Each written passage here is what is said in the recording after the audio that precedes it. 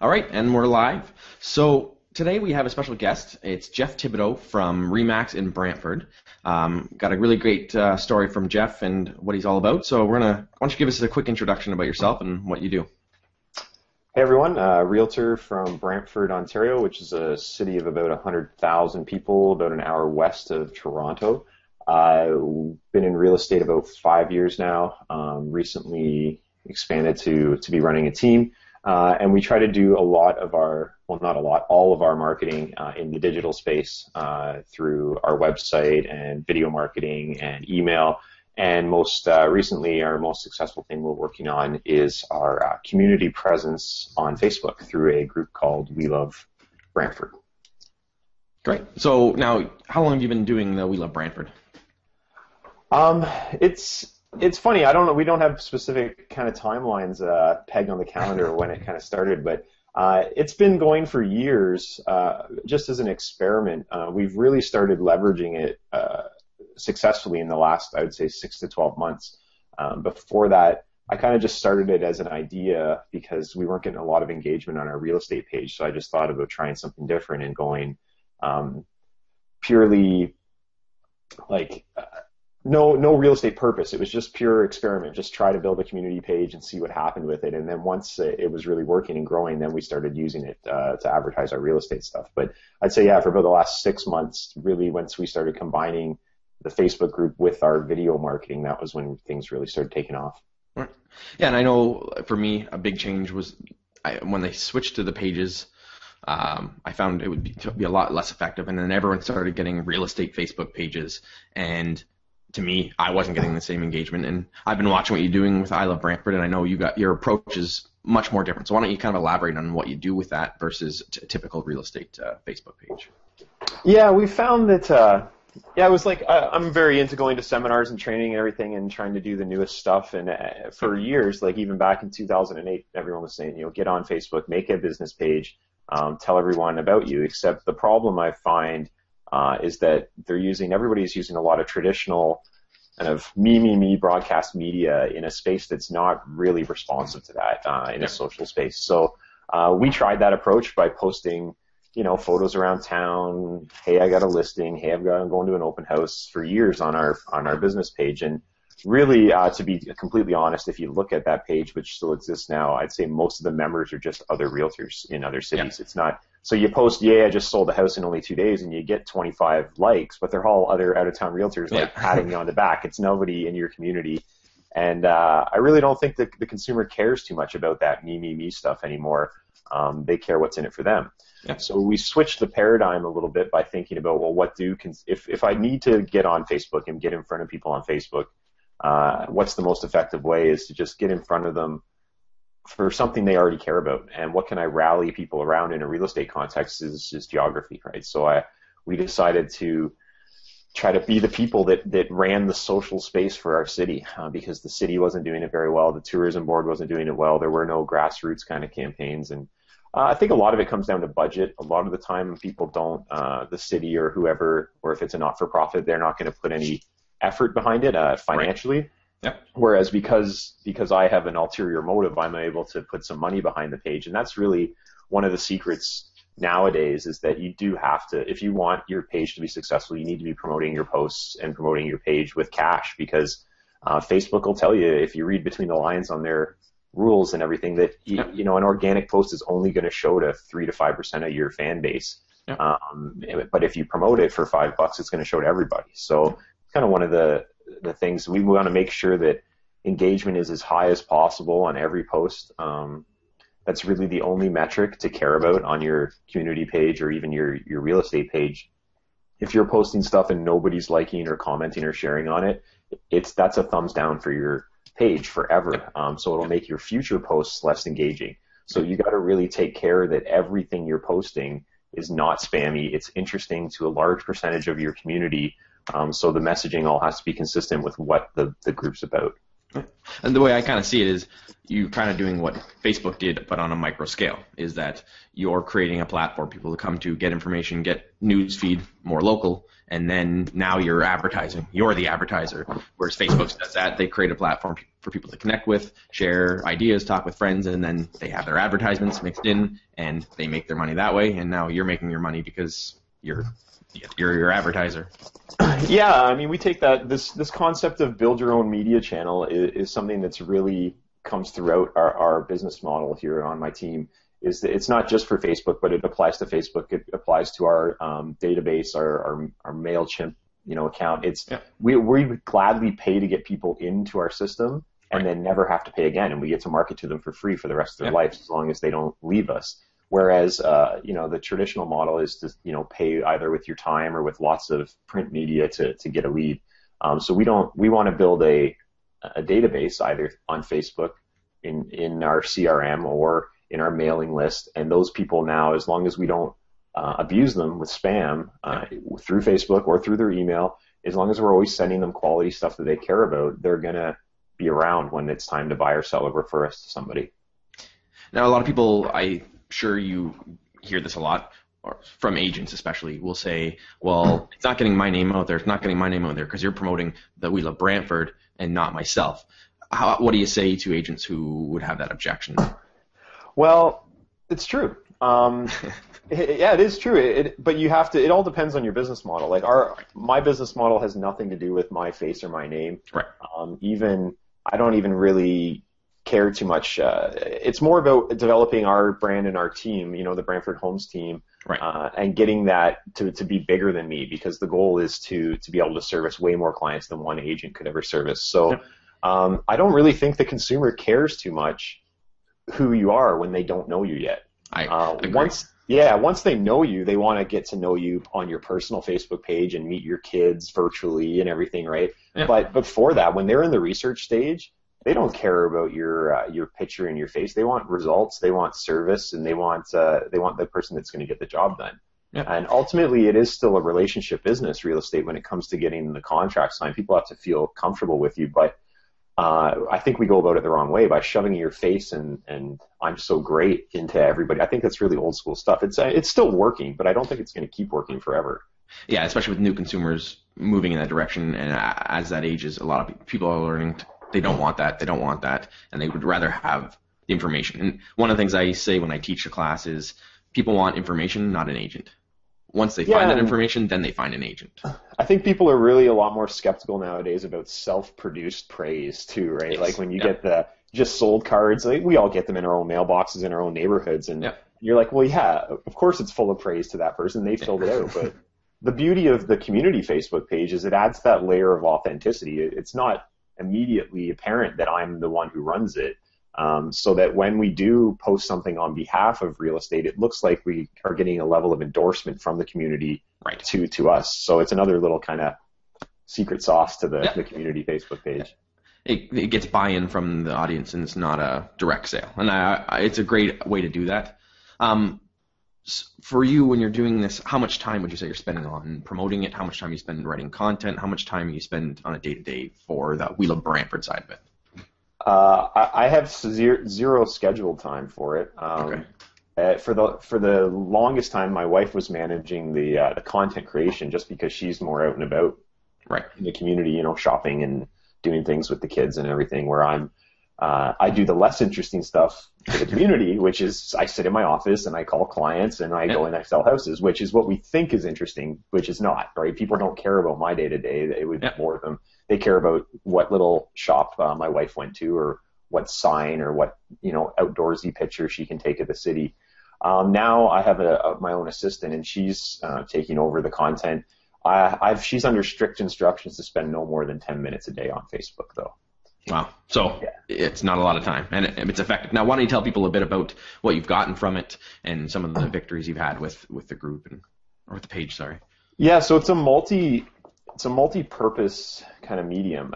Just to reference it's so cheap, right? Like we only pay $5 a day total across all of our different ways we market the Facebook page. So, a rough calculation of $1,500 a year is not a lot of money on any type of advertising, right? So that's how we keep the engagement high, and then we focus on just growing the group. The more engaged people are there, the better I can message to them. So the number one goal is not posting real estate content. It's posting interesting content with very high like, share, and comment rates, so that when we do post a real estate content, Facebook says, well, everything else this guy's posted, everyone loves, so we might as well show them this too. So that's the real key. You got to be very careful not to spam your audience, because you'll lose them quick. So for us, it's become the number one way we're able to generate video views for our content, and we do 2 main videos, a monthly market update about the real estate market in Brantford, and again, with that video, we're trying to speak to homeowners in Brantford, potential future sellers, but not hot leads as per se. So we're telling them what's going on in their neighborhoods, where prices are headed, is it a buyer's market, seller's market, any other little tips, like a 3 to 5 minute video. I ramble a lot, so they end up being like 6 minutes, but my goal is actually to keep them kind of below 4. Below 2 would be amazing, but I just can't seem to get it out in 2 minutes. So that's the number one thing. We can see immediately when we launch one of those video tours, the video marketing, that over 50% of the views of that are coming right out of the Facebook newsfeed. So again, we're not tricking them and trying to link them off to my blog and get them to fill out a lead form. I just put the video right in there, because my face is in the video and my logo, and that's what they need. They don't need me saying rah, rah, rah. They need 2 minutes of me communicating valuable information that they can't get anywhere else. So then I'm building trust and rapport with them that I'm the local expert about the Brantford real estate market.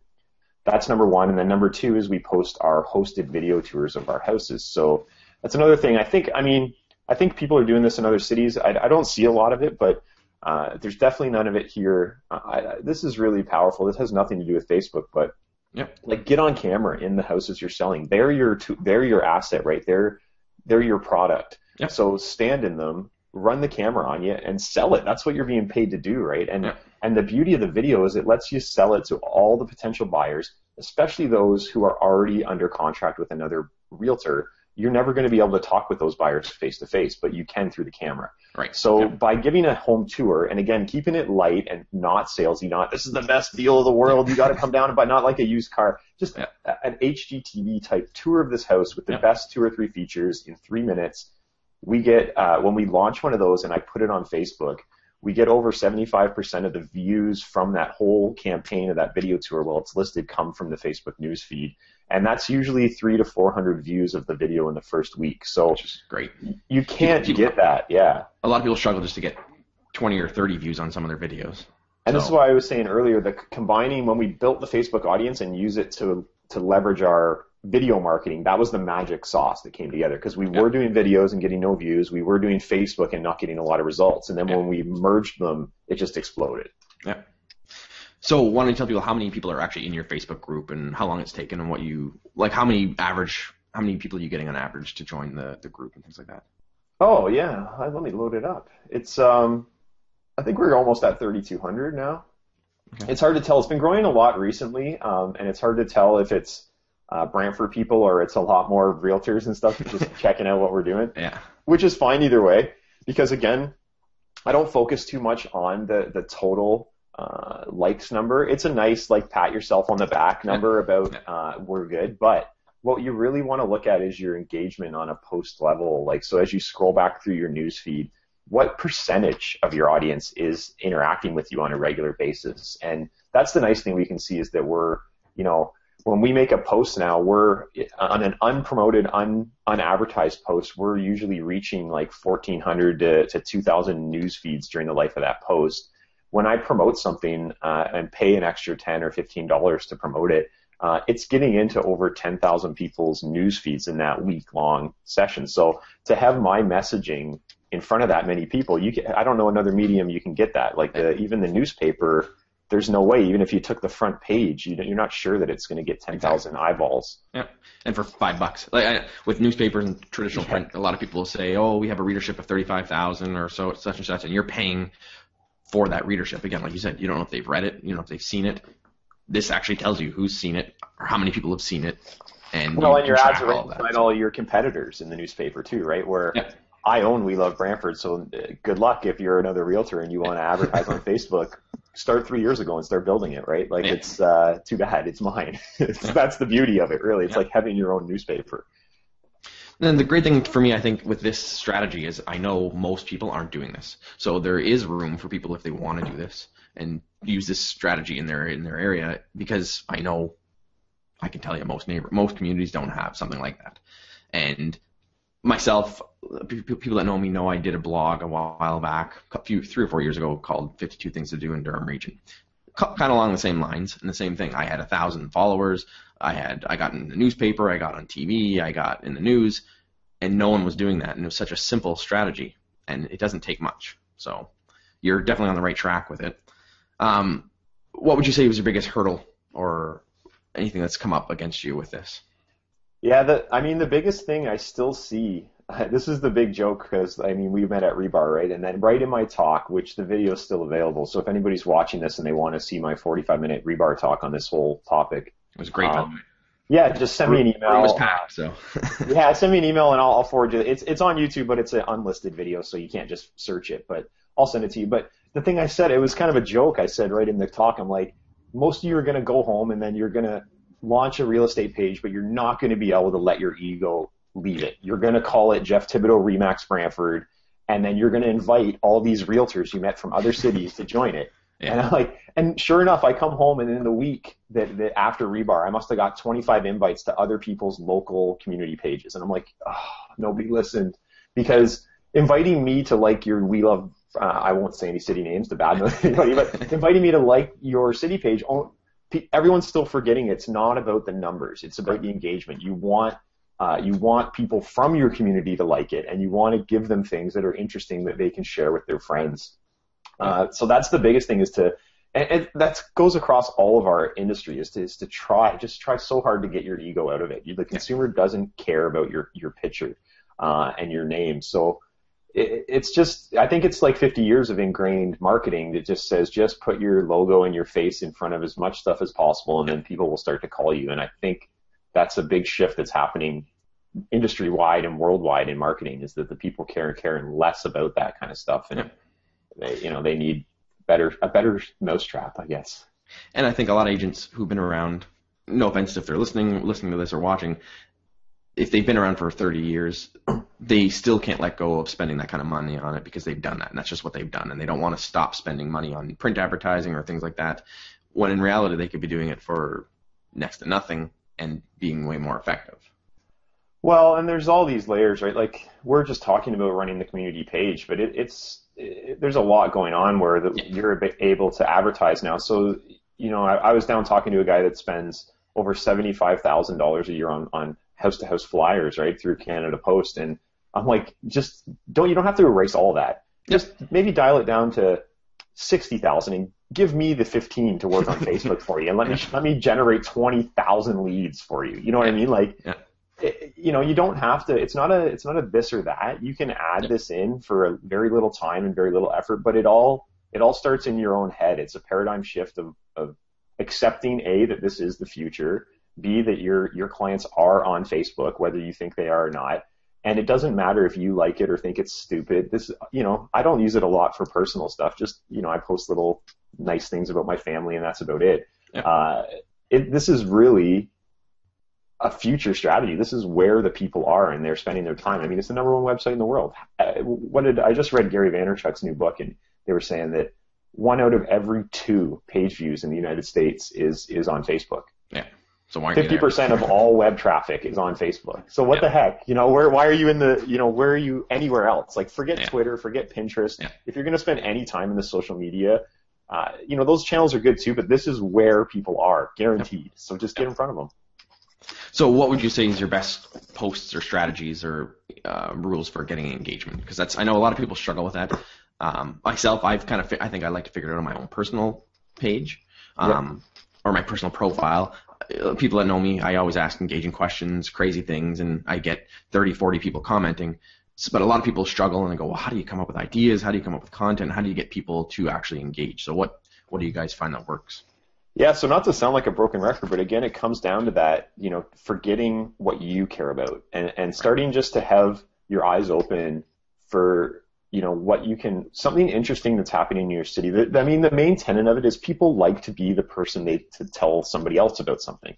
Yeah. So with that in mind, two of the most successful things we do are on Thursdays, which is a kind of a Twitter thing, because you can tag on hashtags now on Facebook, and then we just auto feed our Facebook to Twitter. So Throwback Thursday, right? TBT is like, it's a universal thing where you're doing an oldie photo or something. So now my assistant is even better at this because she's gone down to the Brant Museum. She's hooked up with the digital archive. She's got books on Brantford that she's bought. So she's posting our Throwback Thursdays, and they get tons and tons, because the beauty is people will share them, not just like or comment, they'll repost them, because they want to be the one that's like, hey, look at this old photo of Brantford, right? Yeah. And those shares are so powerful because now that gets into all their friends' news feeds, and then their friends see there's this group called We Love Brantford sharing these cool pictures. Why aren't I? So that natural engagement. So that's number one. Actually, I'd say that's number two. Number one that gets the most engagement all the time is under construction buildings in Brantford, like the unknown, right? So a commercial building that's kind of closed or it's being built, and all you got to do, like, we don't even get out of our car, right? I just snap it with my iPhone, and you can or cannot throw a filter on it. None of that stuff matters, right? You just post it and go, hey, who knows what's going in this building, or who's excited for the stores that are coming, and people go crazy for that. Like it was our best post ever, was one where we did a before and after of a Zellers that got turned into a Toys R Us, in just the facade, and we got something like 800 and plus interactions within a week on that post. It's crazy. Yeah. Try doing that from newspaper ad. Exactly, right? And well, the crazy thing is, like, now we're using the Facebook page to actually advertise a free service of ours that you can get a neighborhood report. And again, it's not a scam, it's not a lead. It is a lead generation tool, but we actually send them a quality customized report on their house and neighborhood based on the data we as realtors can access and they can't. And so for about $1 a lead, I mean, people are asking us this stuff right now. So, 5 to 7 people a day sending you requests, that can't be bad, right? Even if they're not hot sellers today, that's not a bad thing. Whereas, the cool thing is, because the budgets are so low for all this digital stuff, is you can play and try. You can't really play around with a full page ad in the newspaper. It's either got to work or not, or else you're sunk after a couple months. So that's all we do, is we just test and play, and you get a new idea, you just try it. And the key is watching and seeing if it works, right? And not thinking how to do it. Is just test, and if you're getting good engagement, do more stuff like that. If you're posting stuff and nobody cares about it, look at the theme of what you're posting and stop doing it. Right? Just self-analyze all the time, because things are changing all the time too, right? They're always changing their algorithm and what they like. So obviously photos are really important now. Even if you don't have a photo, to get one off of Google Images, just something to represent what you're talking about, because it's going to push photos into people's news streams better than text posts. So even if, like with your question idea, which you do get great engagement of, but if you could just add some kind of imagery to the question, it's going to get into more people's news feeds. So that's important. I think my own personal best one was, I think I did it last year, and it was a photo, and it was toilet paper, and it was the above or below, under. And within 5 hours, I had 130 comments, shares. It just literally went like crazy over this photo of toilet paper. And it was just something stupid. It was nothing. And people still talk about that. Like, remember that toilet paper post you did? And people love that stuff. So, it does work. It is. It's so powerful. And the thing is, when you catch something good, it's almost worth, if you see something working, it's almost worth putting more of a budget or boost that one, because it's like a snowball rolling down a hill, right? Once Facebook sees that it's getting some traction, it's going to want to promote that content. Facebook wants to make the experience better for everybody who's on it. They don't want to spam people. So when they see good content, they want to keep promoting it. But everything's got a lifespan. It's not, a Facebook post is not a blog post. It's only fresh for like a few days, and then it's gone. Nobody's ever going to see it again. So you've got to really be in the moment. It's not like permanent content you're creating on Facebook. So for the people who may not be as tech savvy or as involved, if you were to give a scaled down version, what would you say would be a couple of good tips for people who may not be super involved with Facebook or want to get started? The first thing is to just accept it, that you should be checking it out at least, or at least thinking about it. At least think about it and decide you don't want to do it. Just don't brush off like, oh, I don't know, Facebook, forget about it. Think about some way to get there, because people are looking at Facebook way more than they're looking at any other way that you're advertising to them, even in their very own mailbox, right? And it's so cheap. So at least have a personal strategy, if not a business strategy, a way that you're kind of connecting with your past clients and ways, and liking their content and keeping in touch with them in that channel, because they'd rather see a like or comment from you on a post they made than get your newsletter, believe me. That will give you more mind share and more likelihood that you'll be referred and recommended by them, because they care about what they're posting. The beauty of Facebook is everyone posts what they care about. So you instantly know. You don't have to try to send things like recipes and reminders to change their clocks back that they probably don't care about, and they're hearing from everybody else in the city. So if you do want to attack it from a business point of view, I would think that there's basically two ways to go. You either have to decide that you're going to run a pure branded business page, or you're going to go the complete opposite route. Now, both can work. There's people that are making the business page work. I believe the community page works better because you have a constant stream of interesting content. The business page is only going to be interesting to people who are close to a transaction. And that's not really Facebook, right? That's Google pay-per-click. They'll be typing something in transactionally, and then you can catch them as a lead. But on Facebook, this is a permanent thing where you want to keep people engaged for years, right? So it's cool. And now we're trying to kind of like join the two brands. I like to keep them separate, but there's a little subtlety with the coloring and the fonts that they're the same as my real estate brand. So slowly they're going to merge together. I don't know if we got how the camera is here, but these are my new business cards. That's like, okay, so wait, there. That's the front, right? But look at the back is just subtle, right? It's so like it doesn't tell you it's Facebook or anything, but see how it's like, it's branding me as a community ambassador in everything I do. And that's, people want local. Like, as our MLS boards merge, out-of-town agents, we're combating against FSBOs. What competitive advantage do you have? Well, I am the guy for Brantford online. You can't, I just started this month paying a company $1,200 for search engine optimization on my website because I want to be first. And this is where the consumers are going. So I want to be first on Facebook, first on the web. And then once someone connects with me, I want to be in their face for the rest of their life with quality information. And I'm sure if you're going for a listing appointment, that looks fantastic when you tell them, I run We Love Brantford. They probably already know it. They've heard about it. And you can say, I've got this many thousands of followers on it, and your home gets exposed through that many people. That's got to be it's definitely a unique selling point that nobody else can say they have. We spend a very short time in our listing presentation talking about the traditional stuff. Of course, we're all going to do that, but I'd like to say there's 4 or 5 things that I do that nobody within 100 kilometers of here does.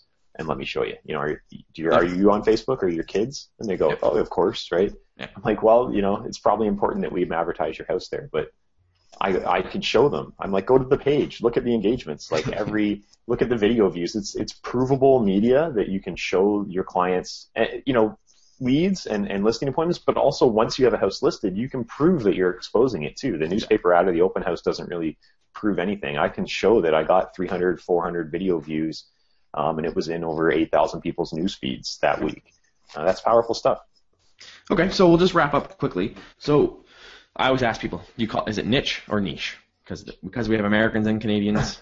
Yeah, well, we call it niche marketing here, but I do a lot of coaching with American companies. I'm always down, so it's always I hear about it as a niche more often than a niche. But I think I like Canadian accent better than American, anyways. The niche it is. So why don't you tell us one golden nugget, one good takeaway that our audience can take away and apply to their business? And I would say the number one thing, Facebook or not, is to just slowly transition yourself away from being an ego realtor and just start putting yourself in the shoes of your potential customer and your past client, and think about what they actually want. Ask them. When we started sending out little updates to our past clients about the last, like every 3 months or so, I'll just hop on MLS and do a circle search for their house and tell them the last 3 or 4 houses that sold around them. And then if I bump into one person, I'm like, hey, did you get that email? Like, did it sound personal? It was for me. It wasn't a template. And everyone likes that. Take the feedback. So when a consumer tells you you're doing something good or bad, don't think they're stupid. Listen to them, because they're your customers. So Yeah, just be constantly analyzing what you're doing. Is it working? Don't just do it because everyone else has, or the 50-year-old photocopied binder at the office said to advertise here. You know, just get out, meet people, learn, and share ideas. Like, you don't have to reinvent the wheel. None of this is new. I'm not the first guy to do a community Facebook page, and I'm certainly not going to be the last. But there was a lady from Markham, I think, that from Rebar. She took the idea and ran with it. She's got over 1,000 fans and amazing engagement in, like, what's that, a month and a half or 2 months? Yeah. Well, not even. Yeah, a month and a half. So, you know, she's killing it. I think she's probably going to do better than me because she probably puts more attention into it. But it's not rocket science. It's kind of my key takeaway. It's just have an open mind, forget about your ego, and start getting in front of your consumers where they naturally are. Good. Okay, so what's the best way for us to get a hold of you or find you, or tell us about your page and things like that? Yeah, if you want to check out the We Love Brantford page, it's simple. Just type We Love Brantford into Facebook or facebook.com/WeLoveBrantford. If you want to check out me and everything else we're doing, it's BrantfordHomes.com. And, of course, you can get at me at Jeff, Jeff, at BrantfordHomes.com. Perfect. All right, thanks for being on, and we look forward to seeing what comes from We Love Brantford. Yeah, thanks a lot. Have a great holiday season. You too.